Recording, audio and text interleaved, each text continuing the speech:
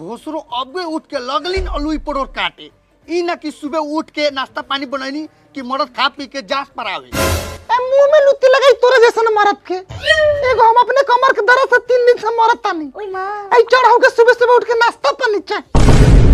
भोसरो ऐठा जइया खीस बरल लू तइया एगो माइटम के लिया के घरे बैठाते। ए तो लिया के बैठारा देख चुनिया के जामा रोबे तो हम के लेके छोटा को लेके जाके सुत रहता नहीं।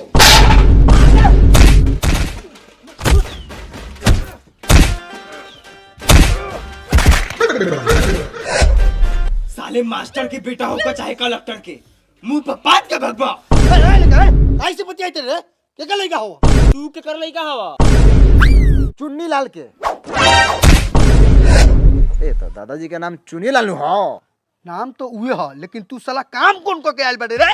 काम है कोनो जानबूझ के पत्नी होका रे। उ त खेसारी खा के गैस बनर रखा त निकाल देनी है। आता है पावन त रुकता है कवन। इस साला के मारे द्वार पर आ जाला शिकायत लेके जोन तोन। बउआ जी एकरा तरफ से हम क्षमा चाहतनी। रहुआ लोगन जाओ।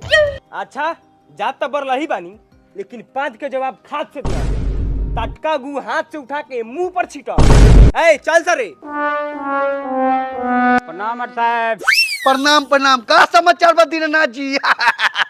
का समाचार बताई मार साहब रउए लेखन एगो तेगला लइका पैदा ले बा। जहीं तहीं झगड़ा करत फिरता उहे एगोरा दूरा पर आए लखा ओरहन लेके त उहे फरिया के आवत। अच्छा अच्छा कहे कर लखा दीनानाथ जी राहुल लइका के ट्यूशन पढ़ले रहनी ओ हिसाब में के 3 रुपया रह गेले रहे अभी ले ना देलो। ए मुंह मारो तोहर 3 गो रुपया की कितना नंबर त टान ले ला। इतना नंबर देला के बाद में तोहर 3 गो रुपया पचा लेम का? पचा ले हम का चुप तो भला आदमी लेकिन पैसा दे दा न त मारम घीच के फट पेट पर बस लूंगी में हक देबा। ऐसे मत बतियाओ। एगो तो 8 न 10 साल हो गलक उ पछते बा अब बचावे के बात करत रह। चुपचाप भला आदमी लेकर घरे 3 रुपया पहुंचा देम न त निमन से बजा हो जाई। ए चिल्लाऊ मत राउ 3 गो सिक्का लेके राउन माथा पर चपका दे। पहले संभालू हई अपन छोटू करन बेटा के। साला बनल बाप के बिगड़ल बेटा। बाबूजी लूंगी खोली के डांड में से। ए हट साला जाके छत ले आओ जा स्कूल पढ़ावे। ले आओ तनी।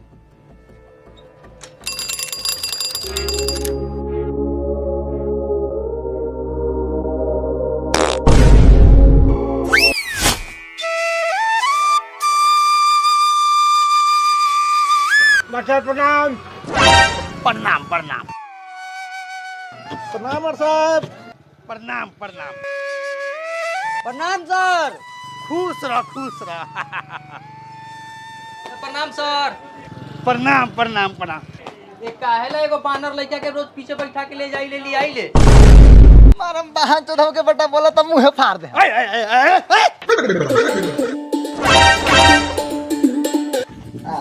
बाबूजी 5 रुपया देना लिट्टी खा के पानी पी भूख लागल बा।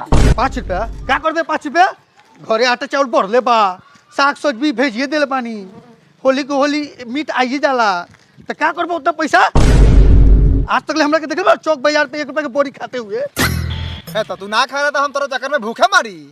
पुरन के जमाना में जी जमाना के बात करत रे बबू अभी तू साइकिल में बैठल बड़े। हमरा जमाना में साइकिल देखौला ना मिले। हां इतना केकरा ला करिले तोरे ला नु त काहेला करत रहा हम तोरा कहिले पैसा बचाव हम त कहत नहीं सारा धन दौलत लुटा द भले बाद में भीख मांगे खाए। ए चुपचाप बैठ ऐठ मत। 5 रुपया खा के आखिर होगी देबे। हां 5 रुपया बच रही तो कुछ सामान अड़ जाए। ए मुकरिया हो जाए। ए आओ जल्दी 1 रुपया सिक्का मत देबो बैठ। अरे बदमाश। आहा प्रणाम सर। खुश रहो। रे उहे छौड़ा हका रे जेकरा के मार के हमनी उखुआ छीन ले रही सा। हां उहे सरवा बा।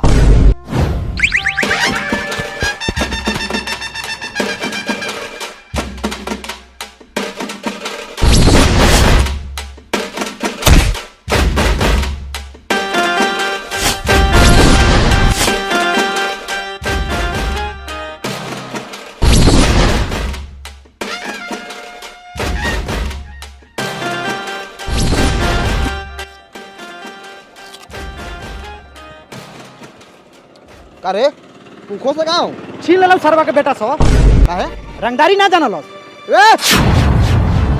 आई हुआ सा तू खींच ले हा कि सैयार के काना पर रख ले बारे। तो तू ही खींच ले हा, का खाए वाला सामान लगा छीन लेनी है। मने खाए वाला सामान है तो लोग के अगारू में से खाना छीन लेबे। तोरा गारू में से ना छीन लहुआ, तोरा पिछाड़ू से छीन लहुआ। काहेला मजाक कर ले बारे। ला हम तोहर बहन होई नहीं खियाऊ। हेलो, हमू तोर सार नहीं खियाऊ, बाप बनियाऊ। साला नीचे से जोड़ी ऊपर से सीना जोड़ी। मार साले के।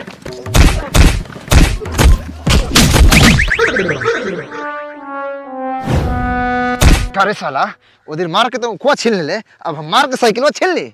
ऐसा ही छीन लेबे का? खाए पिए वाला सामान रही तो छीन लेनी। हमनियो खाए पिए वाला सामान ले हम तो तू छीन लिए, नोटी छोड़। अच्छा रउआ लोगन हमरा के मरले रही से ए तो अपना हु के ओर से तो गाड़ी देवल के रहे। है तो इतना मेहनत से हम घिचनी आ तोनी का उठा ले लगे नहीं मांगे तब मार देला तो गाड़ी आइब ना। ई सरवा प्यार से नहीं खे माने वाला।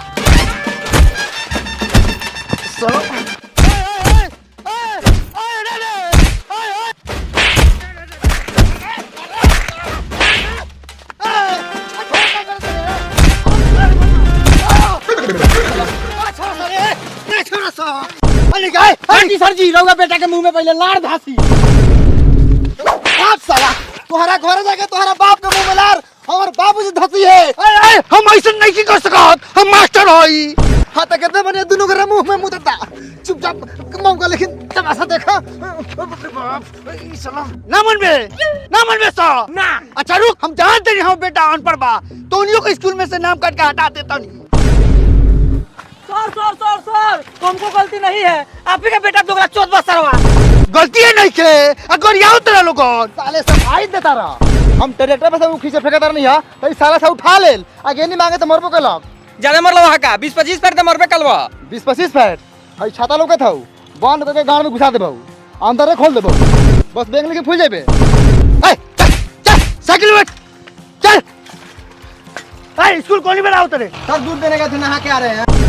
आ जल्दी।